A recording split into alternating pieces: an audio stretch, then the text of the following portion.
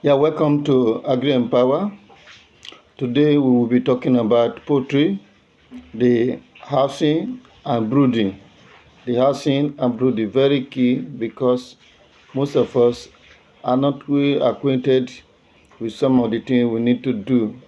So we are just on the haphazard approach in some of those things that are happening. So, but giving you the real true knowledge and equipping you with all that you need to know is very essential and important for you to actually engage in this production aspect of it and make a deal of it out for yourself. So if this video really challenge you, inspire you, please, what you need to do for you to have more is to subscribe.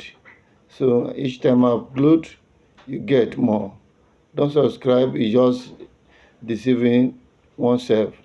And to share with others to see and to note and bear with what is happening. So housing and brooding. So I want you to know that survival determines profit. Survival determines profit. Very key. So the need for housing cannot be overemphasized. Cannot be overemphasized. So we look at the importance of it. One, it brings good ventilation when it's housed properly to allow flow in and flow out of air. That is the house, the standard it should be. Then two, also to avoid heat stress. To avoid heat stress. So your design house must be in a way to avoid heat stress. And your design house also thirdly must be designed to avoid cold stress. So where it will not give room for too much cold ought not to be. And it should, the ground and the place in which they are, which is the litter, should be dried. This is essential to prevent diseases. So let's look at the space that you may need for you to house your bed. So for broiler, you will need one bed to 1.0 square meter or maximally 12 square meter. In other words, you can define it to become 0.112 square meter. Therefore, layer one bed, you can still manage 0.8 to 2 square meters. Very essential to note. Now, how do you calculate the space of your pen? That is where you will put your bed. So it's very essential to note. Let me give you the calculation approach to gain this understanding to apply on your own. So for instance, if you have a room, a place that is 10 feet by 20 feet, your total area is 200 square feet. Your total area is 200 square feet. Now, if you are to house a broiler, now a 200 divided by 1 equals to 200 bed maximum. 200 bed maximum. Then for layer, 200 divided by 2, it will give you 100 bed maximum. 100 bed maximum. 3. For nonas. For nona, you have 200 square feet divided by 1.5 will give you 133 bed maximum. So let me give you some professional tips so that you can understand what to do. Always calculate your space based on the final size of the bed, not on the size they are when you buy them as chicks or when you hatch them as chicks.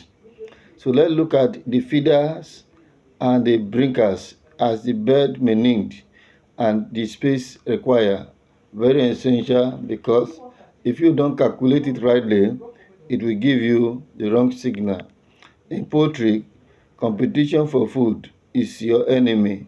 It's one of the things that will affect your profitability and the growth of the bed uniformly. So if you don't have enough requirement, the big bed will bully the small ones, and your flock will grow unevenly. So this is the problem you must hear. So now let me give you a standard requirement for manual equipment.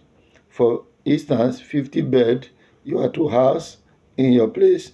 So the drinker, and that is 4 liters, will be 2 to 3 units. 2 to 3 units. Then the feeders, 4 kg or 6 kg, should be to 2 to 3 units as well. So the rule of the thumb is 1 unit of each for every 20 to 25 beds.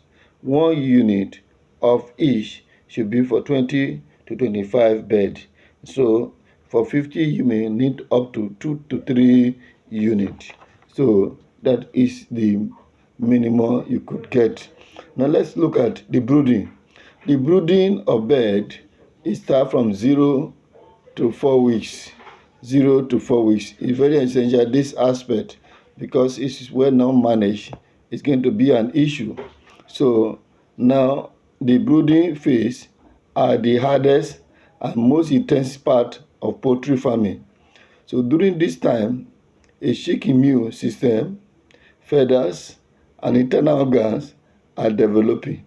So you getting it right to ensure that they are in order on the conditions, the right conditions to develop is the key matter.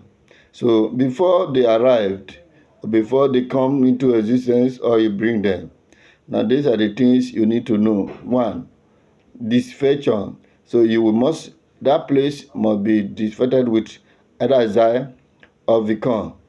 And also the litter, that is the place they are, must be made dry, must ensure it's dried completely. Then you also need to have preheat. That means you switch on your heat source. It can be charcoal, it can be gas, and it can be bulb. So let me give you the temperature ranges.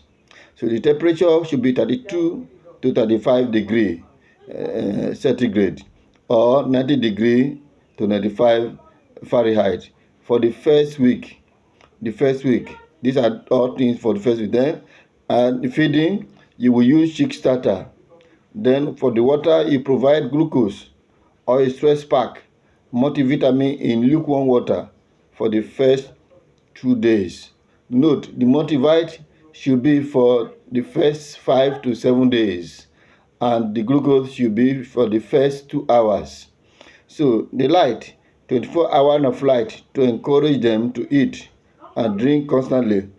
So 2, you reduce heat slightly from 32 to 29 and to 32 degrees centigrade maximally. Then the space, as they are on the coarse grain, you double the size of the brooding area to avoid feeling crowded. So week 2 of what you are need to do is medication. Medication against guboro vaccine. That is, you can encounter with local veterinary. The equipment you need, transition from flat tray to standard round feeders. Then with 3 is another transition stage in which the temperature heat is now reduced to 26 degree to 29 degrees centigrade. By now, this should be only by night. Then ventilation, this is critical because the chick are pooping more, creating ammonia gases. You can open the window slightly. Medication is to vaccine against Newcastle disease by last sitters. So it's very key. Then week 4 is the hardening off. Hardening off. You are making them to face off the challenge of the weather they tend to face. This time you are protecting them. So the temperature will be 23 degree to 26 degree. Now the feeding will change. Then for broiler, from starter to finish. For nona or layer can still remain on starter. So at this stage, broiler can now go on the finishing.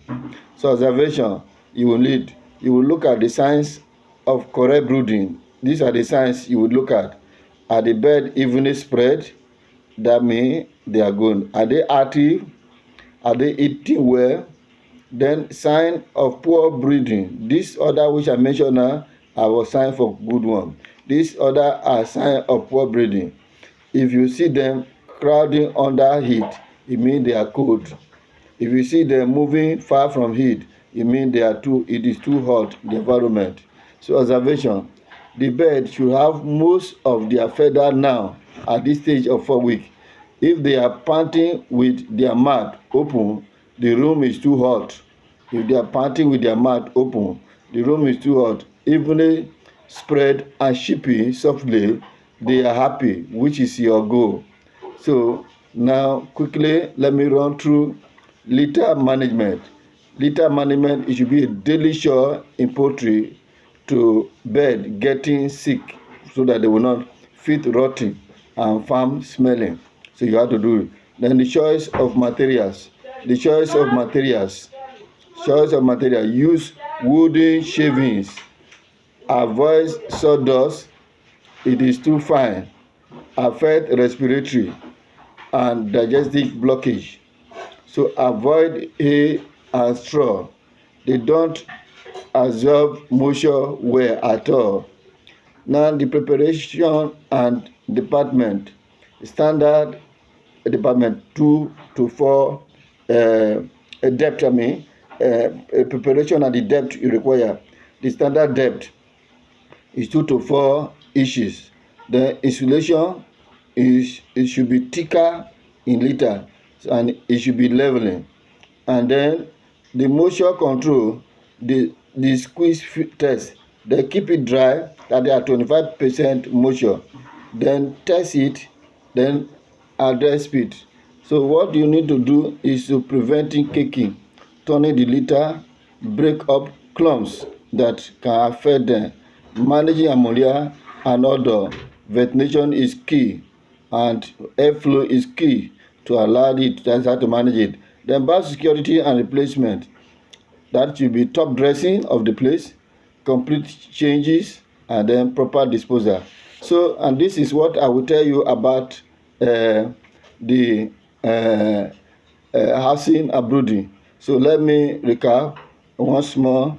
So I will now tomorrow or any of my video, I will talk about the type of housing you can deploy and then whatever. For the moment, have this and understand this and digest this and work with this. So as I said, share it with others, tell others, subscribe for more, until we see again. Thank you. I am remain your trainer, Bright Doro.